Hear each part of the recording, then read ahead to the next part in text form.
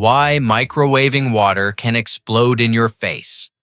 You open the microwave door and lift out a mug of water. It looks completely calm. No bubbles, no rolling, no steam curling off the top.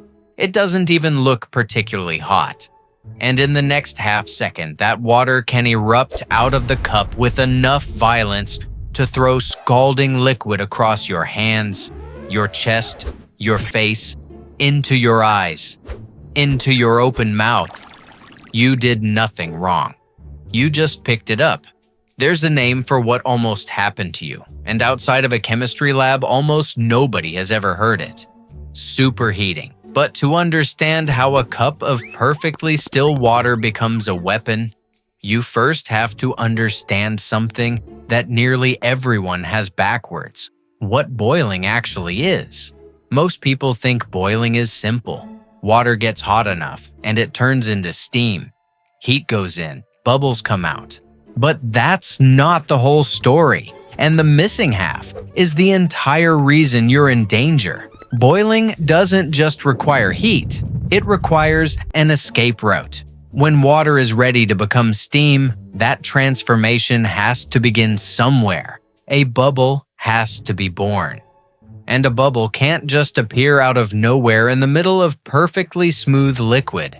It needs a starting point, a microscopic flaw, a scratch, a rough patch, a speck of dust, a trapped pocket of air. Scientists call these nucleation sites, and without them, water has the heat, but nowhere to put it. Think about what happens on your stove. You set a pot of water on the burner. The heat enters from the bottom, and immediately the water starts moving. Hot water rises, cool water sinks, and the whole pot begins to churn. That moving water is constantly dragging itself across the metal surface of the pan, which is covered in countless microscopic scratches and pits. Every one of those is an escape hatch, so bubbles form easily, steadily, gently, from the bottom up. You see them. You hear them. The pot announces exactly what it's doing the entire time. Now look at what a microwave does. It doesn't heat a surface at all. There's no hot plate, no flame, no metal getting warm. It fires electromagnetic waves directly into the liquid and excites the water molecules themselves, everywhere, all at once, throughout the entire volume. There's no bottom-up heat. So there are no convection currents. Nothing is stirring. Nothing is churning. The water just sits there, absorbing energy, getting hotter and hotter in total stillness. And if you happen to be using a smooth glass or ceramic mug, the kind almost everyone owns, you've handed it one final ingredient. Because glass, when you look at it closely, is essentially a frozen liquid. Its surface is astonishingly smooth. A brand new mug, clean and unscratched, can be very nearly perfect on the inside, which means it offers the water almost nothing to work with. No stirring, no hot surface, no scratches, no dust, no bubbles, zero escape routes. And that is the number that should frighten you, not a temperature, an absence. Because now the water passes its own boiling point and just keeps climbing. Past 212 degrees Fahrenheit, past 100 degrees Celsius, past the line where physics says it should have violently transformed into steam. And it doesn't. It can't. It sits there several degrees beyond boiling, holding an enormous load of energy with absolutely nowhere to release it, waiting. Perfectly quiet, perfectly still, perfectly ordinary looking.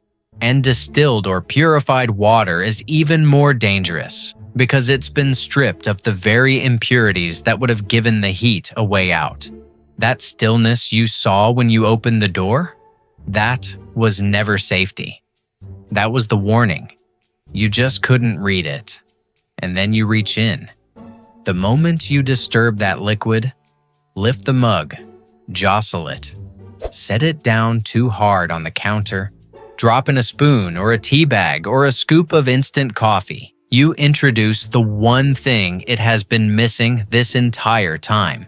a nucleation site, and every bit of that stored energy which has been building with no way out is released at once. Not gradually, not politely. The water flashes into expanding steam in an instant and blasts itself out of the cup. And here's the part that makes this so much worse than an ordinary burn. Look at where this happens. The mug is in your hand, at chest height, right in front of you, which means the eruption is aimed directly at your hands and your face. And your face is home to some of the thinnest, most nerve-rich, most defenseless tissue on your entire body. Your lips, your eyelids. And if the shock of it makes you gasp, which is exactly what a human being does when scalded without warning, you can pull that superheated water and steam straight into your airway. That's the moment a kitchen accident becomes something far worse than a burn. And this is not folklore. This is not a story that gets passed around the internet. The FDA itself has published warnings on this, stating plainly that it has received reports of serious skin burns and scalding injuries to people's hands and faces from water erupting out of a cup after being overheated in a microwave. It notes that this happens specifically when water is heated by itself in a clean cup, and that a slight movement, just picking it up, can trigger a violent eruption. And the American Burn Association took it seriously enough to make scald burns from superheated microwave liquids the target of a public awareness campaign.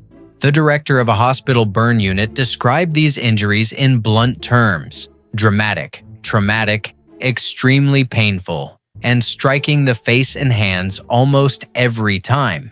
So here's the strange, almost absurd truth at the end of all this. Everything you just heard, the trapped energy, the explosion, the burns, exists for exactly one reason. The water had no way to let its heat out gradually. That's it. That's the whole problem. Which means the solution is almost insultingly simple. Put something in the cup, a wooden coffee stirrer, a chopstick, a wooden spoon, even a tea bag, anything non-metallic with a rough, imperfect surface. You are not making the water cooler. You are giving the heat a staircase, a place for bubbles to form so the energy leaves the way it was always supposed to. Quietly, harmlessly, a few dull bubbles at a time instead of all at once in your face.